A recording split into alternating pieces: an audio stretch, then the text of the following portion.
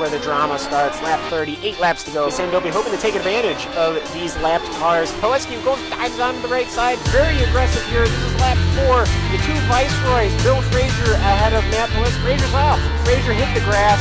You hit that tire wall, your day is done. Well, now it's lap 20. The Williams still trying to get around the Terrell team as he'll go around the left car and around those at the same time. At the same time, he's got the inside corner. Will he ride the curb? Yes, he will. He will get him on the inside.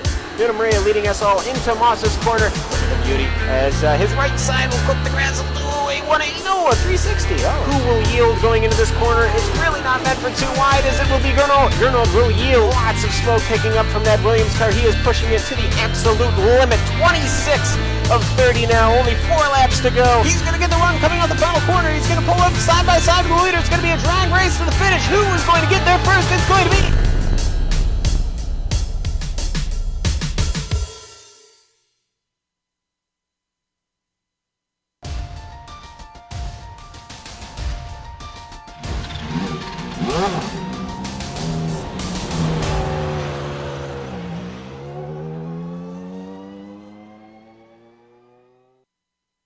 Aloma and Nora Lompe have started to become finish rivals in the first few rounds of this season. And while both are undeniably fast, neither have managed to be mistake-free. The two phenoms certainly need to keep an eye on the mirrors because should they wind up tangling, Wood and Bycroft have been ready to pick up the pieces. Barcelona puts everyone on an even playing ground, with it being a new track, so any one of the four could claim the top step today. We'll see who it is as we get ready to watch round 4 of the Lotus 79 Classic Teams Championship, and you'll see it all live here on the Global SimRacing Channel. Hi, I'm Joe Peak, and with me in the booth is Sean Ambrose. Behind the scenes is our director, the Dr. Amjad Yaman, and he's using cameras provided by Dougie Beard. While Barcelona should be familiar to just about any F1 fan, we may have viewers from here in the States who have only been recently introduced by iRacing. For a quick rundown, why don't we take a closer look at this popular Spanish circuit?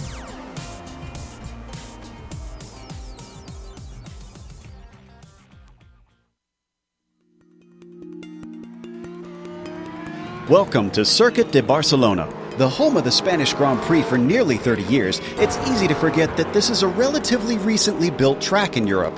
It's known for its long, sweeping corners and hosts the highest level of open-wheel and motorcycle racing.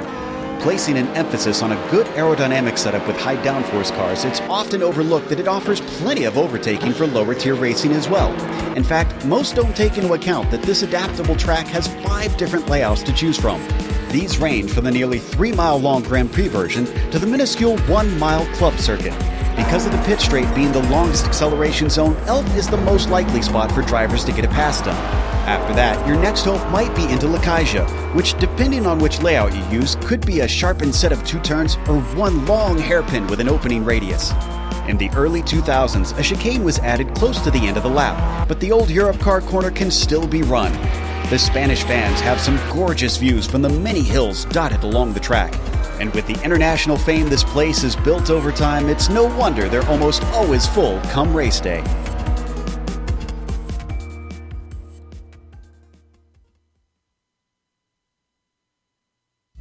There you see a little bit of an introduction to this circuit, but we'll see a lot more of it here during the race. Now, let's also take a look at the points championship, starting with the GP Sunday series that they now cover here in the Lotus 79 series. Now, Nora Lompe, as I mentioned, has been doing very well up at the top, but there's only 10 points between himself and not Aloma, but Matt Wood. His consistency has really helped him stay with it. Bycroft a little bit farther down and has some work to do. Aloma himself missed some rounds, of course, but he jumps up 3 positions with his win last week. Suarez rounding out the top 5, of course, here in the driver's standings. What about the team standings that we have in the CTC here, Sean? Joe, currently that sits with Matt Wood and Robert Simpkins early in this season.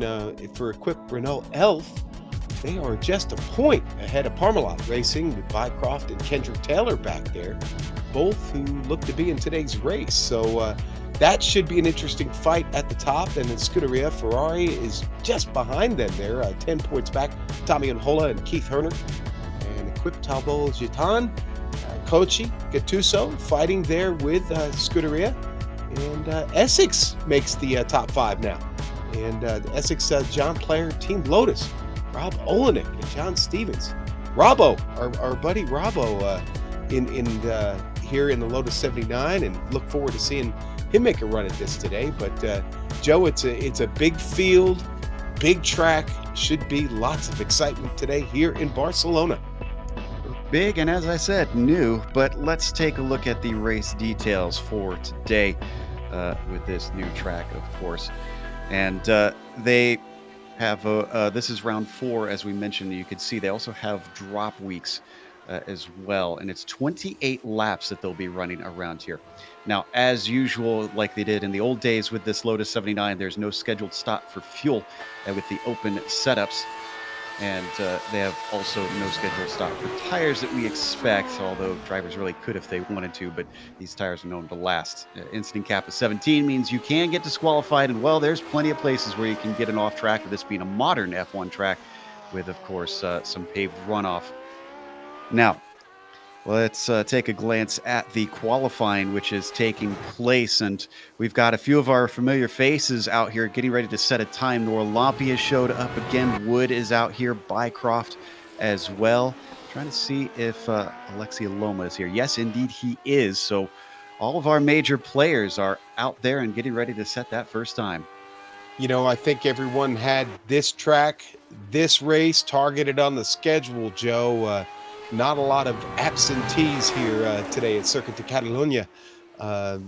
Honestly, I like the flow of this track. First of all, I love the drag strip that is the front straight. We were talking about this in the pre-race. You know, down into turn 1, not so bad, but having to make that quick left-hander back around 2 and then get into that long sweeping carousel that's turn 3. Very, very tough combo. Now, like you said, lots of runoff, but also lots of opportunity to pick up those off tracks. And I wouldn't be surprised if we see some DQs today by the end of this race, because like you said, a modern F1 track, much like Coda, other tracks like it, Interlagos, plenty of opportunity to exceed the boundaries of this track if you get in too hot or you make that apex a little bit too late. It's going to be big trouble in this Lotus 79. It's so fast. It's so stuck to this track. In fact, looking at the weather conditions, it's only 66 degrees on track. Certainly a far cry from the 142 degrees we saw on Thursday, Jeff. Yeah, absolutely. It was middle of the day on that one, and it's very early in the morning, as you can see here. That's helping those cool conditions. Matt Wood, as we're watching him go around, is trying to catch up to Juha Norlampi, who is our provisional pole sitter. He's less than a tenth ahead of Alexia Loma. Both of them on their second laps currently, with Norlampi farther ahead. They're being chased by Bycroft, who is also within 2/10 of our pole sitter. We follow Wood on his way through out of the final corner. Let's see what he's got underneath him. This will be his first time lap. It's a 29.4, only good enough for 6th for Matt. Norlampi now across the line as well. 28.4, quicker about by half a second. So the pole sitter, provisionally at least, extends that gap. Sergio Fernandez gets into the mix, though. He finds himself on the front row. Alexia Loma also coming around now. Sergio Massas drops him down just as he sets a faster time, and he takes pole away. Wow. Comes Bycroft. Taking one last stab at it here. Bycroft going to go up to P3. He had been bumped all the way back to P6. A lot of changes here in the last minutes of this qualifying. Aloma beat Norlampi by 14 hundredths of a second to that pole. Matt Wood could still change things. Again, even though he hasn't won yet this season, he's been there or thereabouts. And a good lap is all it takes, but he's going to have to improve by 9/10 of a second over his first one. He's coming around the last few corners now, just Europcar and New Holland left to go. We saw this on Thursday as well, Sean, that with this older version of the track, it certainly opens up opportunities on this front stretch. Let's see what Wood has. He's quicker. It's a 28.9. But that's only good enough for 6th. Good enough to drop Antti Lepisto, though. And I'll tell you what, looking at the SOF for this race, just south of 3,000, this is open to anyone. who wants to come in and try their hand at it, Joe. And based on that information, and almost 3,000 strength of field, there are some heavy hitters. Some of the best in the world have shown up to race here today at Barcelona. The Finns definitely have a strong presence today. I'm seeing at least half a dozen drivers that represent Finland. That's probably about 1/3 of all the Finnish drivers on the iRacing service. Well, the amazing thing to me, at least, is that you said it's just south of 3,000 SOF, and it's a single split. Usually, when you get a single split, that can kind of bring the strength of field down a little bit, just for the drivers that are that lower I rating. But that tells you something about what this car brings in terms of talent. So we're letting the last seconds tick down. I only see one driver who's able to set a time, and that is Nick Morelli. Everybody else has finished out here. He's actually coming around now, and I think this should be a timed lap for him. He crosses the line. Oh, looks like it's not. That was his outlap. So no, he won't be able to finish. So Dick Morelli going to start at the tail of the field, and that finishes up our qualifying for today. So why don't we go through our starting grid? Alexi Aloma, as we said, took the pole away from Juha Norlampi. Alexi bested him last round. Can he do so again? Norlampi starting next to him with Bycroft on the inside of row 2. Fourth place goes to Sergio Fernandez with the other Sergio Macias, starting P5. Matt Wood on the outside of row 3 will be followed by Antti Lepisto in 7th. Then you've got 8th place belonging to Adam Frazier. Kendrick Taylor will be P9. Timu Vaskalampi rounds out your top 10. All right, Joe, moving on to the next row. It's going to be Peter Mikas, right next to Tommy and Hola. And then there on row 7, we got Timothy Reed, Pablo Dumbera Suarez will start 14th. And at number 13, row 8, going to be Simon Van Doon. And Melina Mann is back with us today in the number 12, starting 16th. Row 9, Peter Kresny and Jose Rodriguez Carrasco Yanez in 18th. Row 10, going to be Keith Turner and Pekka Kalahara. Then it's Robert Simpkins starting 21st, followed by Chris Bauman in P22. Theo Schleret will be 23rd, and then Todd Herner in 24th. Last driver to get a time in was Chris Bean in 25th position. Adnan Dizdarevich, Nicholas Morelli, Rodney Evans, 26th, 27th, and 28th. Did not set a time today. Waiting for the rest of the cars to grid up in this early morning race. It's only 8:30 a.m. virtual standard time here. That's why you're still seeing the sunrise in this October sky here in Spain, giving us these lovely, cool conditions. The sun will continue to come up, hopefully not glaring in the eyes of the drivers too much as they circulate around these 28 laps. Just about half a dozen left to make their way out onto the grid, and then it's a long run down to the first corner. Even in modern F1, it can be tricky getting into that first corner without clouding into one another. We saw that Thursday on the TCR broadcast that we covered here at this track. The VTEC series, of course, bringing us some great action with the two classes, the GTs and the TCRs. But it sounds like the engines are starting to rev as the lights now come up. Green flag is out for round 4 in the Lotus 79. Aloma does not look so hot off of the line, though. Juha Norlampi already getting a nose ahead. Behind them, it is 3 wide down for third place as well. This could be catastrophe unless they get this sorted out. They swing it into Elf, and so far, so good at the top of the field. The back of the field as well looks clean.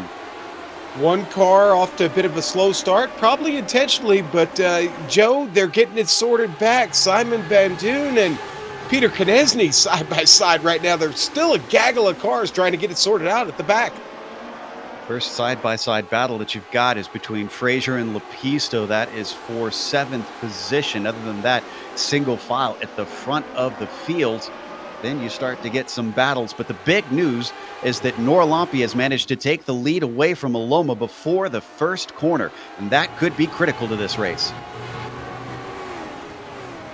Frazier able to manage to stay ahead of Lepisto as we got some problems in the back. That's Van Doon, it looks like. I think he spun himself out through Worth. You can see the damage on the car. We'll see the replay a little bit later. already coming out of Lokaja up towards Europe car. Aloma trying to give chase, but Norloppy giving himself some buffer. Yeah, Joe, I think Van Doom might have had a little help from Melina Mann on that one. Don't think she was expecting the slowdown as much, but on screen here you've got Macias Fernandez trying to make the pass here down into one. Side by side down into Elf. This is to sort out the podium. Fernandez to the inside of Macias. It switches back and forth and into Renault. Finally, Fernandez can get that one done. This, however, has brought Bycroft into the mix. He is now closed right up behind Macias.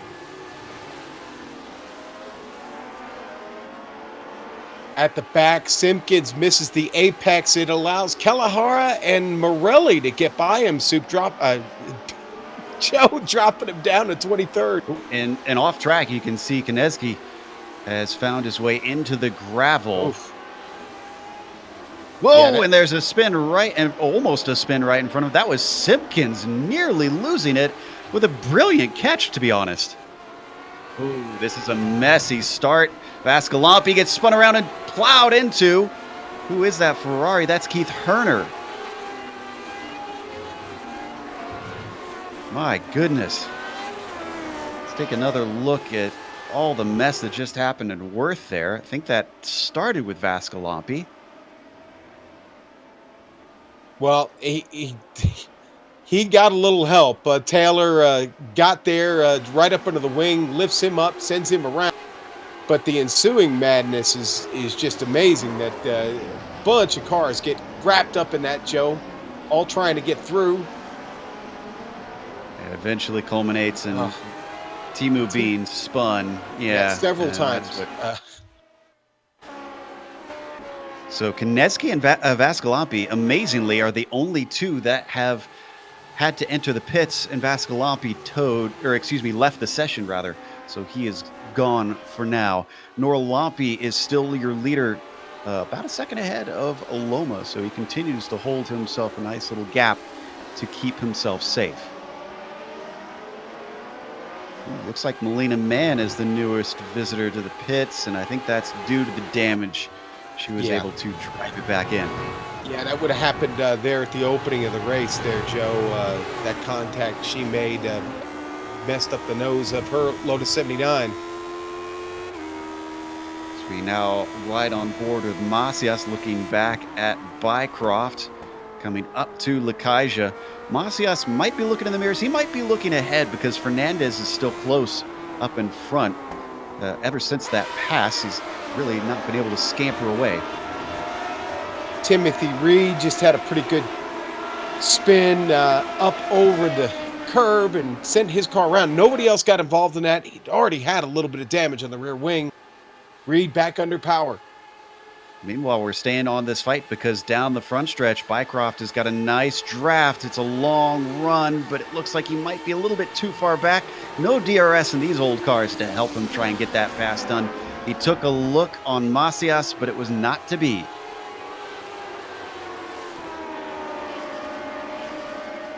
Whoa, way off in front of him. Sergio Fernandez definitely getting an incident point for that one. Obviously, he's able to keep going, but needs to keep it a little cleaner than that over the course of this race. Still a lot of laps to go. And Sean, as they come out of Seat, I'm reminded one of the things that we often wind up talking about with this car is the way it doesn't like slow corners. And while this track probably known a little bit more for the fast sweepers, there's a few where it seems like they got to be easy with that throttle. Yeah, they really do. I mean, out of Repsol into the hairpin of 5, Lokaja, it doesn't get any slower than Lokaja, to be honest with you. That's the real challenge in this car.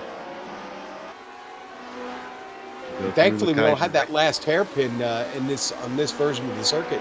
Yeah, exactly. It's a little bit wider.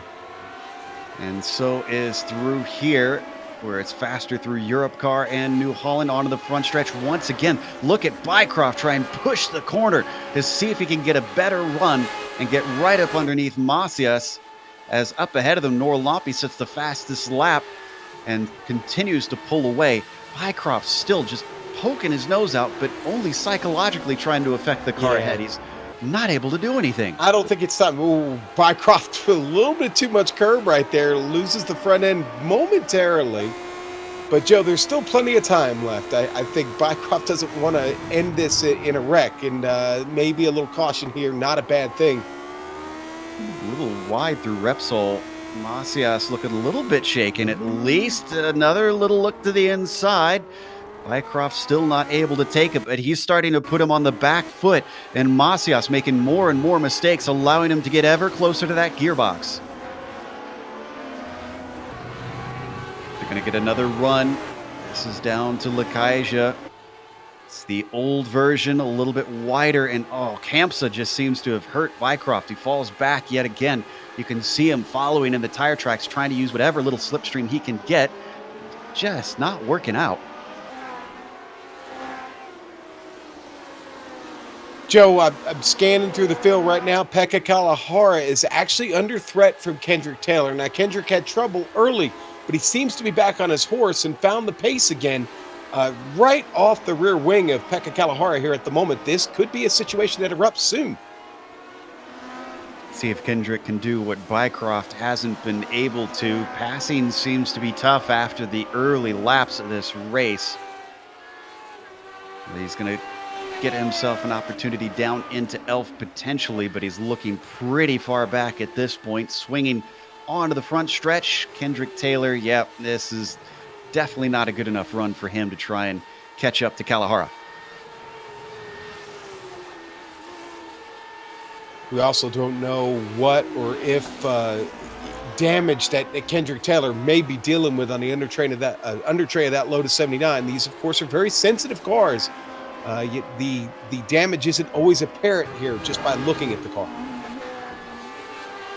Absolutely. Meanwhile, and Pekka, he might be under attack now.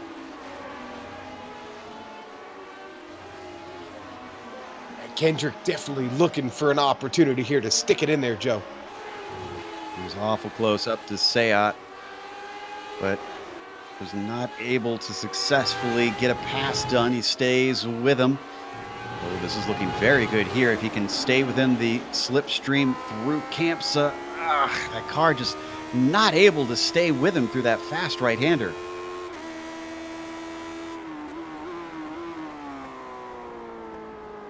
We ride on board with Taylor looking ahead over the front wing. We might want to go back to Bycroft because he's closing quickly. He got the best run he's had yet, coming up to Elf. This time he is going to be able to get to the inside. Tries to outbrake him into the right-hander, but it's going to switch back once again. If he can stick it out all the way into Renault, and he's going to try, but I don't think it's going to be there. Great job by Macias. So almost runs it out a little bit too wide, but gets the car back down inside and blocks off the attempt there from Bycroft. And this is great news for the Renault behind them. Matt Wood is starting to close due to that side-by-side action. I'm sure he's all but encouraging Bycroft to try and attack like that a few more times to get himself into the mixes. Now we look back over the rear wing of Macias.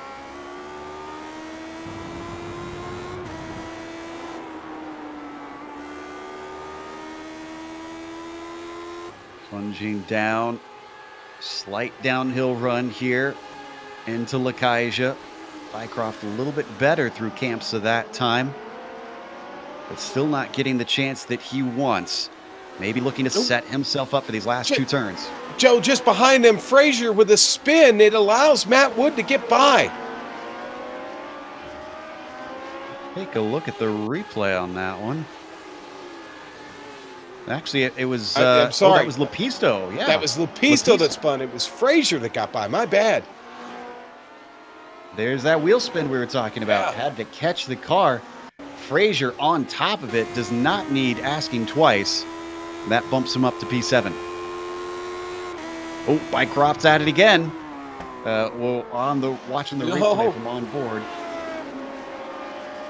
Back to it. Bycroft's going to get this done. All he's got to do is be clean down into Repsol. He comes over to the racing line, very close to Macias to cover him off. And look at that. Many laps to make it happen, but finally he gets it done. Now look where Matt Wood's at there, Joe. He's right on top of it. Exactly what he wanted. Yep. But if he wanted to try and take advantage of a 2-for-1 situation, well, that opportunity has come and gone now that Macias has been passed. He's certainly going to have to get on top of things to see if he can stick with Bycroft, as they are close in the points currently here in the championship. He does not want to lose touch.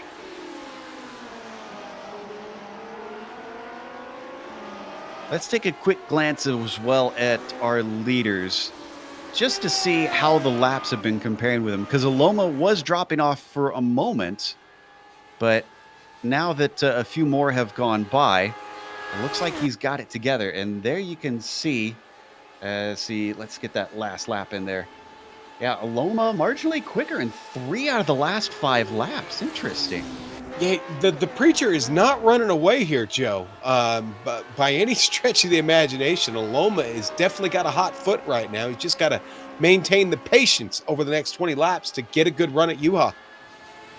Since we only caught half of that pass with Bycroft, let's take a look at the replay and see exactly how this kicked off. It looked like it started how we saw before, down into Elf. And indeed, yeah, just a nice run, gets his nose in. This is what he tried to do the first time, Sean. He wanted to keep the inside here through Renault, and this time he finally manages it. Yeah, and guess we talked about it for a while. That pass took the better part of about, 7 laps to work out. But the patience helped there. And you know who we're not talking about is Sergio Fernandez, who is rounding out our podium right now. He's dropped Bycroft, Macias, and Wood by about 3 seconds. Sits just about 4 seconds behind Aloma, but Sergio's having a hell of a drive right now here in Barcelona, Joe. Yeah, and remember, he had to pass Macias to get up here, so certainly his pace looking great today. Speaking of, Bycroft is actually starting to drop Macias himself, so I think maybe Sergio was punching above his weight early in the race, considering he qualified 5th and has fallen back to it and might even lose his spot the way that Wood's looking.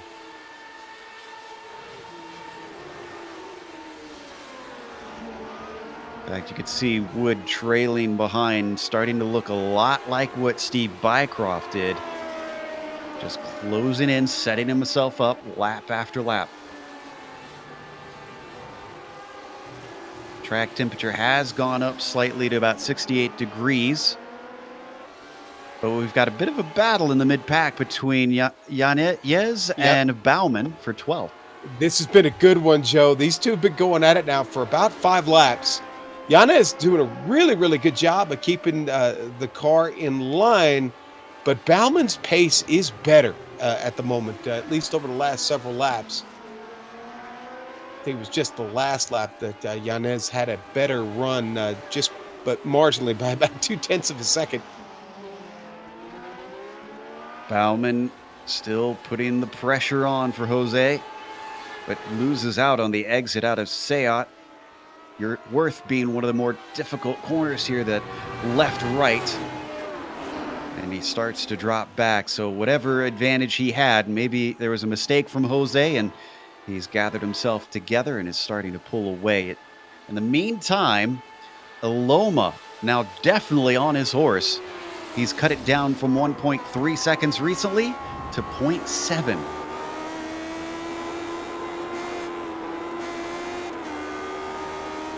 Right on board with last round's winner, looking up at Juha Norlampi. They come through Repsol. This has been fantastic to watch, Sean. In the first few rounds of the season, Brands Hatch, they had a good fight. At Imola, they had a great fight. And now here as well. It looks like we are seeing the beginnings of something of a great rivalry here in the 79 series. I think so, and I'll tell you what, Juha looks to be feeling a little bit of pressure now. That back a couple turns ago, he was a little bit off track, in the dirt there, and Yeah, I would definitely say the pressure is starting to mount. Aloma now got it under a second. By the time they get to the front straight, that could be a passing opportunity. He's looking a lot closer for sure. And Imola, I guess I maybe oversold that one a little bit. Norlampi having some damages almost off into the gravel goes. Aloma pushing the limits of the track. But Norlampi fell back, having some contact in the first lap back in Italy. But here in Spain, he's managed to get ahead of the lead. Let's not forget that Aloma, he took the pole in this race and was passed on the first lap here. So I wonder, Sean, if maybe Aloma's setup, maybe not so good at first when it's getting warmed up, and now that the car has come into its own, maybe it's a little bit faster late in the stint. Could be, Joe. Speaking of faster later in the stint, that looks to be Steve Brycroft right now. Has gone purple the last 2 laps. Yeah, someone in the chat said the evolution of Bycroft with force feedback. So certainly not. I don't have any solid information on that. But if he's been driving without force feedback previously and now has it, I think we are seeing that evolution because Bycroft looks awful quick and only just under 3 seconds behind Sergio now.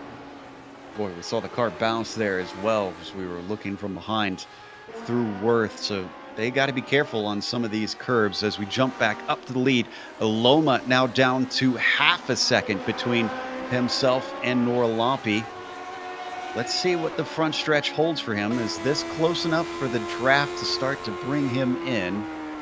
It is a long front straight, and they get quite a bit of speed down here. Already 150 miles an hour by the time they cross the start-finish line. Up towards Elf, up to 160 miles an hour, and then they get on the binders finally and slow it up, but not close enough this time. We do have one of our drivers who have left the race ready to talk to us, Peter Konecki, unfortunately leaving early. Peter, sad to be talking to you this early. And it looked a little bit messy at the start. Can you tell us what it was like down on the track there with this new circuit to race against a lot of drivers showing up today?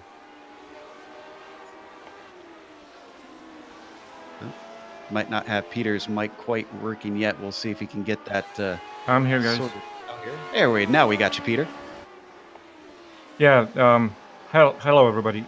Yeah. This is really a great track. I love this track, and I unfortunately messed up both of my qualifyings during the previous race and this one, and then trying to hectically make the positions just doesn't work here. It seemed like a lot of drivers were eager to try and make the positions in the first few laps when everyone was close. In modern F1, we see that it's incredibly hard to try and get by someone. Is this the same thing here in these old cars too? Well, this is a new track, and there's a huge discussion over whether we should run high or low downforce, and it looks like there's no conclusion here. I mean, I ran lower downforce earlier in the week, and then I'm running higher downforce now. And just couldn't get past one of the drivers earlier in the race, even though I was 2 seconds faster than him lap time wise. So I think it's somewhere in the middle. It's very difficult to pass here because of the draft and the big, like you are saying, hole in the air this car is making. That's unfortunate, but it's certainly providing a bit of a pressure cooker for some drivers out there like we're watching now between our leaders. Again, commiserations that we lost you early. Hopefully we'll get to see you in a week's time when we head over to Detroit. Yep, thank you guys. Peter Konecki, unfortunately, at DNF today in 27th place out of our 28 starters. You may have noticed on our screen as well that Norlampi is responding, set the fastest lap of the race last time by, and keeps Aloma back at about a half-second gap. Yeah, Juha's a bit of a pro in this car, Joe. I think either he overheard me talking about that pressure, he knew it was real, and seems to have gotten back on it. But let's not discount Aloma here. He is only a half a second behind him now. Hey, he's still within touching distance, and look at Norlampi starting to kind of weave down the front stretch to break that draft. So you're right. He's very aware of the situation from the way his car is behaving. And it's down to 0.3 of a second as they break for Elf. Now coming around Renault, Aloma dropping back a little bit. We're seeing the effects of the wake that Peter was just talking about.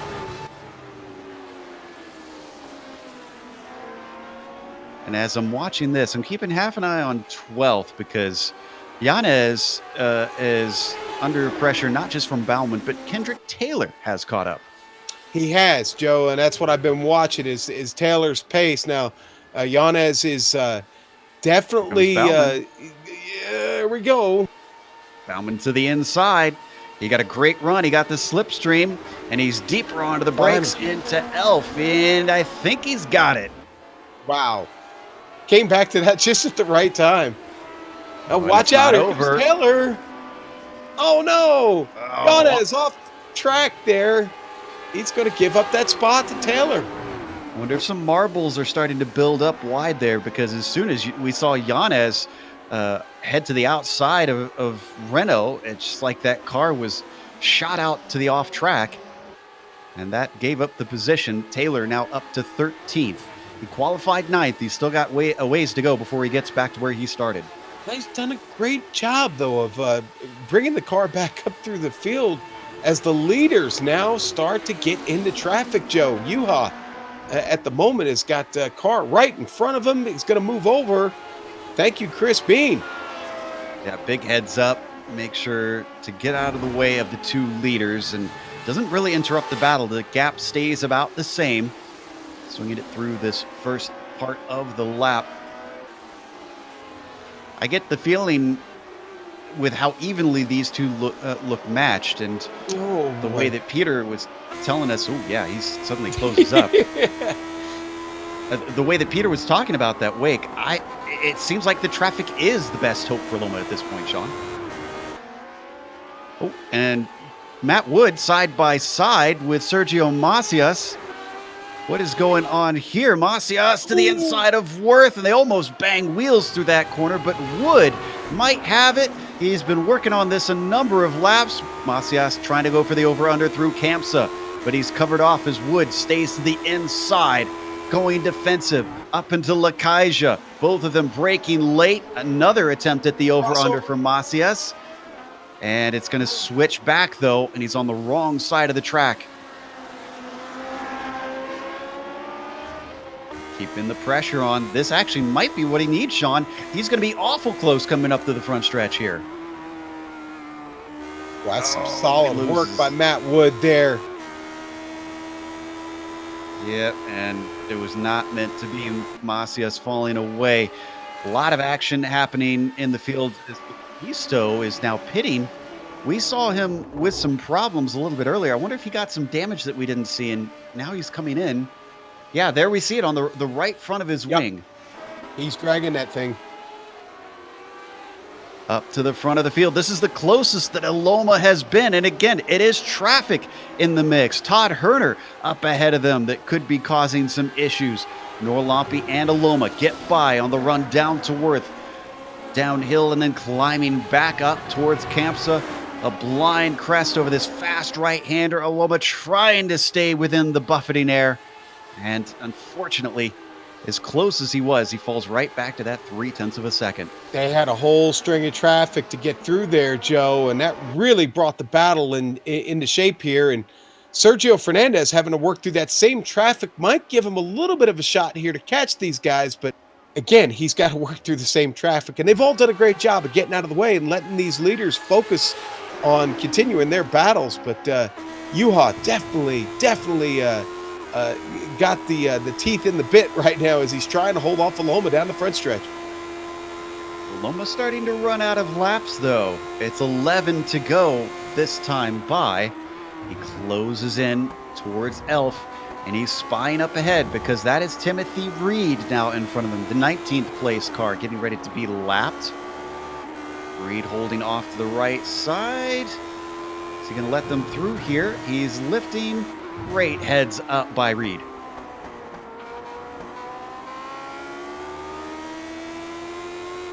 Love these onboard shots we get from Aloma's view. A defensive move down to the Sat. Oh, and way too deep into the corner for Aloma as well. Both drivers going slowly through that tricky right-hand hairpin. And it's still nothing offering an opportunity for Aloma. This has got to be a little bit frustrating. Let's see when the next bit of traffic is. They got a ways up to Robert Simpkins. So we saw Matt Wood manage to get by Macias, but they also are dealing with that traffic as well by this point, Sean. And I think this is allowing Sergio to at least keep in touch. Definitely keeping in touch. He's right there and might have a passing opportunity here. On screen, though, we got to watch this battle for the lead because this is the closest that Aloma has been. And he's got a great slipstream. A late defensive move, pushing him all the way down to the grass, but the door cannot be shut because he's got his foot in. Under the braking, Aloma finally takes P1 away. Boy, Juha sure tried to prevent that, but certainly didn't want to cause a wreck. You could tell. He was incredibly aggressive on his defense there. Let's take a look from Aloma's perspective on that thing. And credit to Alexi, he was brave to keep in it. Boy. A lesser driver would have backed out. Yeah, I'd have been backed out halfway down the straightaway there. Let the preacher have it. Boy, what a fight there. Well, he will not be preached at today, unfortunately, as Alexi Aloma has now gotten by. And he's faster on a single lap according to qualifying. Now that he is past, it's about a half-second gap. Can he pull away? He's going to have to work through traffic in the process because now they've caught Simpkins. Boy, and that battle back there for fifth, they've caught traffic at the worst time. Macias had made up so much ground and has lost a little bit of that now due to the traffic. Poor Matt Wood, although I'm sure he'll be happy that Noralampi has lost the lead and that lessens the points lost today. Wood has been nowhere compared to Noralampi. He's mired down in fifth, and he's still got 7 seconds up to Bycroft as he goes off on the final corner. And he might even fall back down to 6 again because Macias with a much better run down the front stretch. He's given the inside. Slight bit of late defense there from Wood. Ooh, but he looks good on the brakes. Look at that Renault. Wow. How did he manage to take that back? I'll tell you what, I'm a little surprised he did. Honestly, Matt picked up a little bit of damage on the left wing on that off coming out of the final turn. Well, that was an incredible run as the sun starts to come out and shine on that bright yellow car. Behind him, we watch getting awful close to the gearbox. Macias nearly outbraking himself into the Renault ahead of him. Macias, one of our Iberian drivers. I'm pretty sure he's Spanish, actually. Apologies if he is Portuguese. But this is now one of the only home track that they have for these drivers. So I'm sure he wants to do a little bit better today. I can confirm that subscriptions to the iRacing service were definitely up at the announcement of this track being added to the service. I think they took on about 600 new members, if I remember correctly. Yeah, I guess that holds weight for those that say they need to try and get tracks from new regions, countries that are underrepresented here. Onto the front stretch. Macias not going to get the same opportunity he did last time by. Matt Wood a lot more successful navigating New Holland. Let's take a glance at third because Bycroft, if I'm not mistaken, wasn't he about 6 seconds back from Fernandez earlier? At one point he was. Yep. Ooh, and a big mistake from Fernandez on lap 17. We'll have to go back and check and see what exactly happened there. That certainly gave a big chunk away to Bycroft, and now he's looking at a podium. Meanwhile, did we lose Simon Van Doon over something? I see him grayed out now. Let me check and see if I can figure out what happened to him. I wonder if it almost looks like he maybe had an off track and went over the incident limit. Because he was a little wide coming through Renault. Don't need to go to the replay, but poor Simon Van Doon has now left the race. Bauman and Taylor, this is what I've been keeping an eye on. Taylor patiently keeps working on this. Now, Bauman's come up 11 spots through the field. And Taylor, of course, has fallen a few laps off the pace since the start, but he is smelling opportunity now. Might be the last one he gets, because Suarez, a full 10 seconds up the track. And they have absolutely dropped Yanez, who we saw them fighting with earlier. Both of them with great pace today. Taylor stays right with him. Oh, and a bit wide coming through Lakaija for Bauman. But of all the corners that you can go wide on and get away with it, it keeps them on the inside here through the following hairpin. So Taylor not able to take advantage. Ooh, and did we have a change for 8th place? Mikus and Unhola. Mikus just got by Tommy. Tommy was very slow on the front stretch. You know what? This actually started even before that, because Dizdarevich, there you see him coming back on track. He was a lap down, and Unhola got into him. You see the damage there in the front of Unhola's Lotus 79.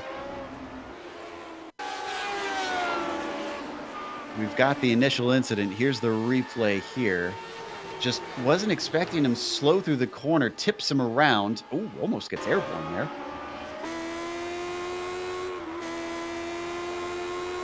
Yeah, Tommy was a long ways back. I kind of don't blame him. He probably did not expect.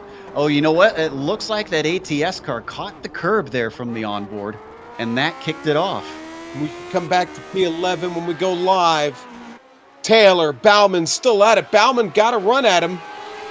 Joe, they've swapped positions about 4 times now. All in the length of that replay we were on.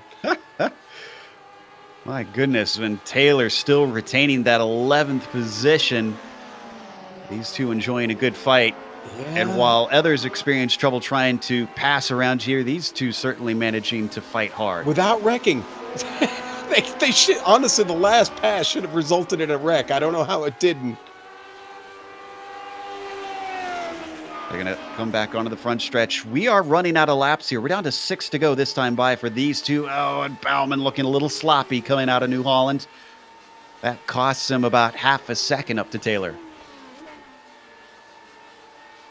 Yeah, it's so important, so critical to get that great run out of New Holland if you've got any chance up the front straight.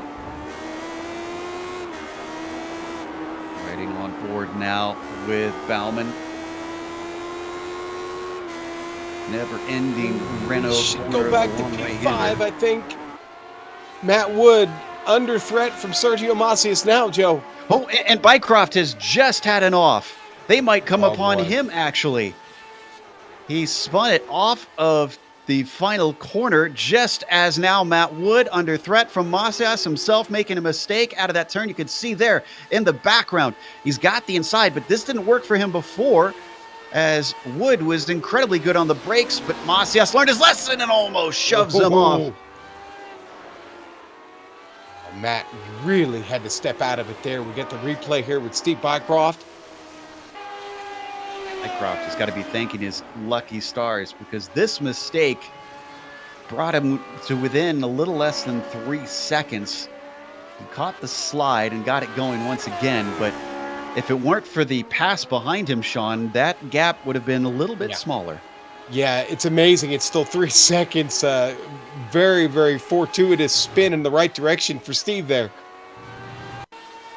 Now let's take a look at the pass as well. Massa is going to set this up.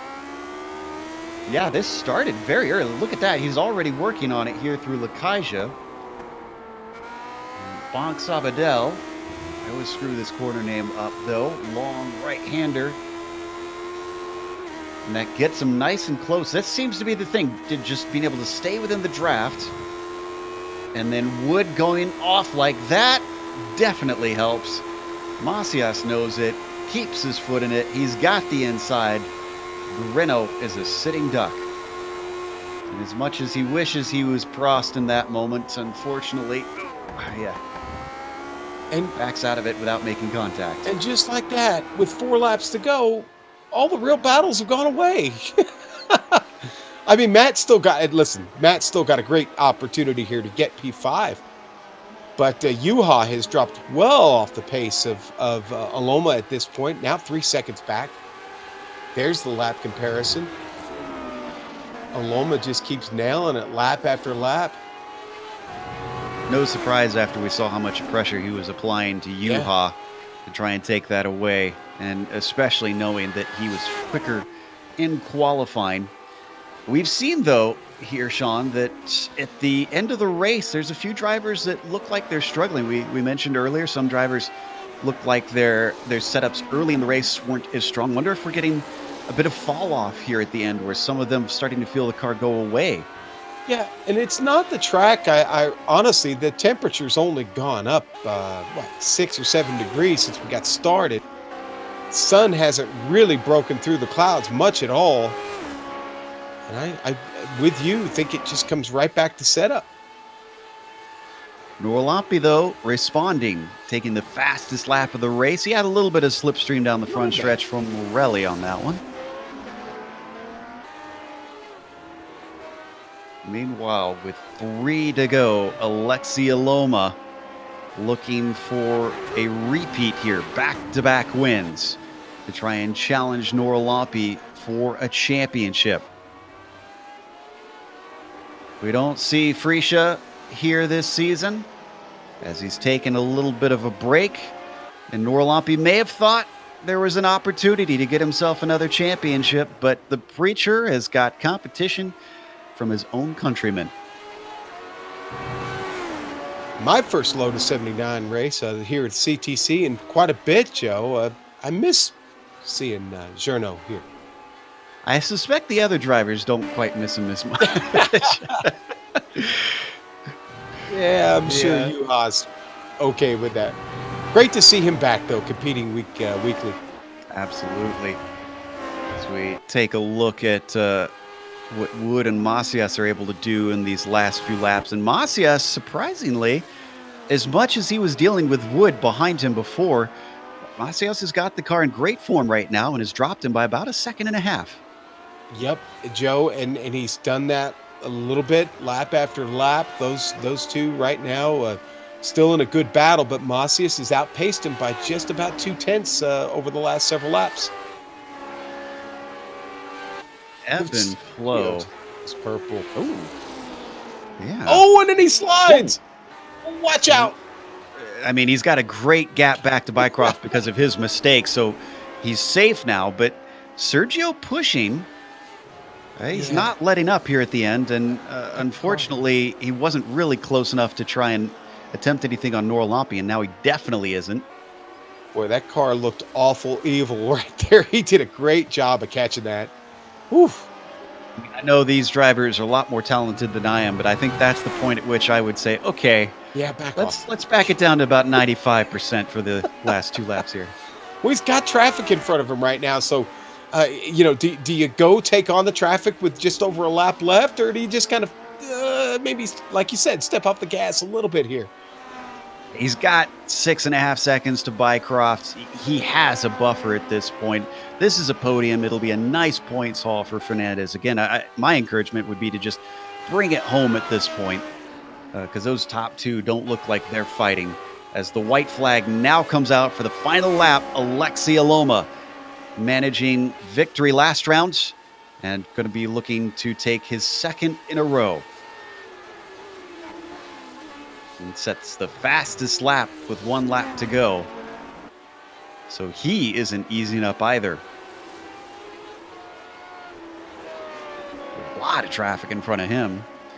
Chris Bean up there. Pekka Kalahara. You're going to let him down through Repsol. Then up ahead, catching his fellow Finn very quickly. and see all the virtual fans lined up along the hillsides. Of all the F1 tracks that I've seen, this one, despite it not producing a lot of passing, Sean, this is one that is kind of on my bucket list just because of all the hillsides that dot this thing. I feel like it'd be just incredible views no matter where you go. Absolutely incredible opportunity to watch a race, to hang out in the grass with your friends and have a little party, Barcelona style. Yeah, Spanish party. A siesta sounds great to me. Well, as they come through the final few corners, Alexi Aloma comes around New Holland. He lost the lead momentarily, but he's going to take the victory here today in round 4. Norlampi follows him home in second, and Fernandez brings it home safely, thankfully, to round out your podium. Not much of the way of battles behind them. Macias does take that top 5 away from Wood. Unfortunately, our second place in the championship points might lose out to Aloma now that Aloma took victory. See how many positions he gains over Matt with this points haul.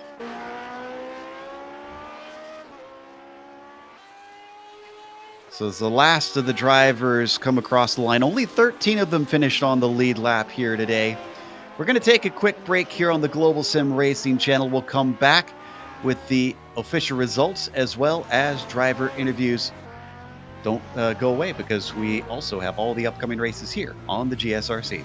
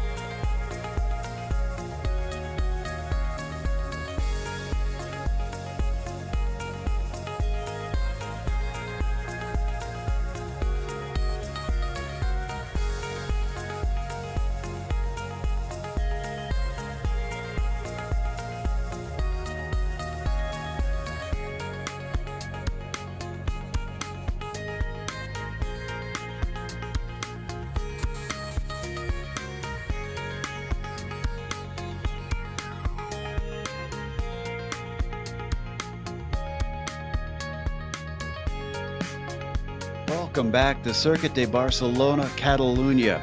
We just watched round 4 and the Lotus 79 Grand Prix, or Classic Teams Championship, excuse me. And our winner today, Alexi Aloma, did not lead from lights to flag despite having the pole position. He managed to get by Johan Orlampi, who was able to pass him on the very first corner of the very first lap, but just did not have the pace to hold him in. Orlampi with a second place was ahead of Sergio Fernandez, having a bit of a scare with a few laps to go. But because behind him, Steve Bycroft himself had an off late in the race, he still held on to that third place. Bycroft finishes 4th with Sergio Macias, also finding himself with some action out on track 5th. A battle with Wood settled out as Wood took 6th place. Adam Frazier, P7 for him. Peter Mikus climbs up to 8th, having qualified in 11th. Tommy Mbola also gaining some positions. At 9th place for him. Pablo Suarez, 10th place, and rounding out that top 10. Then in 11th, you've got Kendrick Taylor, unfortunately falling down from his grid position because of an early problem. Chris Bauman, 12th. He actually qualified, so that was legit back there, 22nd up to that 12th position. Nice job by Chris. Jose Rodrigo Carrasco Yanez in 13th with Pekka Kalahara in a P14. Then it's Nicholas Morelli in 15th. These are the drivers that are a lap down from our leaders. Theo Schleret in 16th spot, Robert Simpkins in 17th, and Antti Lepisto P18. And Timothy Reed finishing at 19th today in the top 10, rounded out by Todd Herner. Keith Herner behind him in 21st. Adnan Dizdarevich obviously had some contact there with Unhola getting into the back of him later on, 22nd for him. Then you get to the cars multiple laps down with big issues early on. Chris Bean, Rodney Evans, Simon Van Doon, and some DNFs today, with Van Doon being one of them, Melina Mann, Peter Kineski, and Timu Vaskalampi. Let's talk to our winner, though, Alexi Aloma, who should have quite a bit to talk about, because Alexi, you lost the lead right at the very start. What happened off the line? Was the car just not set up for the start of the race, or did you get some wheel spin? What happened? I already forgot how to start this car, so I didn't have enough throttle, so it kind of bogged down a bit. But it wasn't that bad start. You had a good start, and I didn't have that good start. So yeah, it wasn't that as bad as it was like the first 2 weeks of this series. Yeah, obviously something to work on in the remaining rounds. But we talked to Peter Kineski because he had a DNF and he was unfortunately out early. And he mentioned that just like the modern F1 cars, it seemed like the wake of the car ahead makes it very, very hard to get by. And it looked like you were having trouble with that. How did you size up Juha, and did you have a plan on how you wanted to try and get by? I didn't really think about it. I thought I have more downforce, but I think Juha made a small mistake in the last corner, which gave me a chance to go alongside, and he seemed to brake a bit earlier in the turn one. But yeah, the dirty air made it a bit tougher. Like when I got like between 0.7, and the car started understeer a lot, especially in turn 3 and the fast corners in general. But in the end, the pass wasn't that hard to make. Clearly, you got it done and managed a gap of about 4.5 seconds at the end. Next week, though, it's going to be Detroit. Speaking of places where it's hard to pass, that place incredibly punishing. If you get passed for the lead there, do you think it's going to be more difficult or more doable at that track to try and overtake and get it back? Well, it's hard to pass like being faster there, of course, but it's a lot easier to make a mistake also there, so it gives you a better chance to make a pass in that way. But yeah, next week hopefully I don't break my wrist with my SimiCube. All right, well, we'll watch out for you. Again, congratulations on back-to-back wins, sir. Thank you. This is Alexi Aloma, our winner today. Behind him, Juha Norlampi. Thought maybe he could have a chance at it, but the preacher eventually got overtaken. Juha, you managed to get into the lead, and then from there, it looked like you were in defense mode. Is that accurate? Hi, Joe. Well, this was pretty much like a Phillip Island. I didn't see Alexi practicing anyway, but when we were before this, I saw a little bit his pace, and I was surprised that he had so much downforce, and that's why he got the pole. And after I lost the pole position, I thought that I need to take downforce off, and I made a little change for my car so I could overtake him at the first straight, and everything went well. And after that I knew that I have also good pace with a heavy fuel, as it was at Phillip Island, and I just tried to push, and maybe for 10 laps I could raise the gap a little bit, and I knew that after that he will be faster again. But I had more pace at the straight, so I knew that if I don't make mistake, he won't be able to overtake me. And when he was 3 tenths behind me, when we got to the straight, he only could catch me 1 tenth, and I knew that I will be safe. But he kept coming closer and closer, and then I made a mistake, of course, and then I had a bad exit to the last from the last corner to the straight, and he was able to be under 1 tenth, and the draft would help him to get by, and he had amazing braking. When he overtake me, I couldn't match the braking. But after that, I knew that I have lost the win, and Alex is terribly fast. Congratulations to him. He certainly looks incredibly fast as he's been challenging you a lot.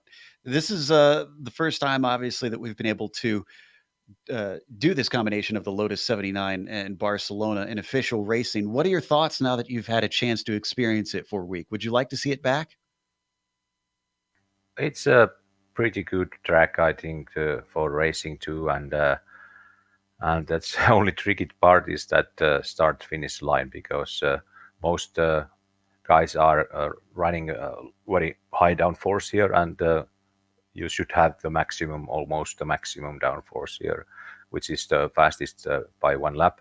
But that gives us a trouble, as you saw when Alexi had the maximum downforce and I took downforce away. I could overtake him quite easily from the start. But after that, of course, you can't do any mistakes. But well, I'm not perfect, and Alexi was better. And I'm thinking that Alex is going to be unbeatable in the future races. So I don't think that I will do so much work anymore. No, those young guys, and this guy is something else. Okay, congratulations for we him, saw. and also who was the third? Sergio. Sergio, yeah. Yeah. Okay. Sorry. Well, but it was a very tough race. It seemed pretty tough, and we saw your comment about your age before. Obviously, a lot of young guns coming up. Well, congratulations, and we look forward to seeing you next week. Yeah, let's see if I can do that. But well, I'm old, too old for this, and maybe I should retire. But have a good week, and God bless you all. Bye bye. Oh, we hope we don't see Juha retire quite yet. One more we got to talk to. It's we have a lot of Finnish friends here today. Tommi Unhola joins us. Tommi managed to 9th place, but it looked like it wasn't completely clean. Late in the race, you had an interesting incident with some lap traffic. Tell us what happened from your perspective. Oh, well, there was two, but I guess with yellow car when there was crash. Sorry. Yeah, he had 3 corners to let me go and didn't, so I thought he is fast or something, and I was wrong. I braked more on that corner, and I think I went gear lower than I usually do, but for sure much lower. And well, yeah, he decided to keep braking and not go to throttle. I didn't either, I think, but he was just so stupidly slow that there was not really nothing to do for me. And well, yeah, usually it's car's fault that drives into someone, and yeah, I could have done it differently, but he could also have done that, and I blame him completely from that. And there was also other car that decided to defend against me, and I lost fight with Adam in that pretty much, so that was not really fun either. Yeah, it's never fun to have to come home with a car that damaged and lose positions. But apologies for this being a short one. We've got to get ready for some upcoming stuff. So, again, commiserations on today, and hopefully we'll get to talk to you again next week. Yeah, I hope so. Thank you guys, and have a good one. That was Tommi Unhola in 9th place on the fields. And it's going to wrap us up with our interviews. Of course, course, a big thank you goes out to the Lotus 79 community for bringing us back for another season of coverage. And also thank you goes out to the companies that provide the software and hardware for our broadcast listed here on your screen. Additional thanks go to June Lalonde, who provides our wonderful music. See the screen for how to get a hold of more of her great work. And a big thank you to the team today, Sean, Amjad, and Dougie. If you'd like to find out more about GSRC, including upcoming races, you can find it at globalsimracingchannel.com. We're also on social media. Our Twitter is at GSR Channel, Facebook, Global Sim Racing Channel, and Instagram, GSRC_Graham. Head on over to our YouTube page and make sure and subscribe. If you see a red button that says subscribe, you haven't done so yet, click it and you won't miss a moment here on the GSRC. The next race, as we mentioned, we're heading over to the States, up to Michigan. That'll be Detroit, Sunday, October 13th at 12:30 p.m. Eastern. We also have upcoming races for other series listed on the screen, so check those out and mark them down on your calendar. But until next time, race clean, race hard, and we'll see you on the track.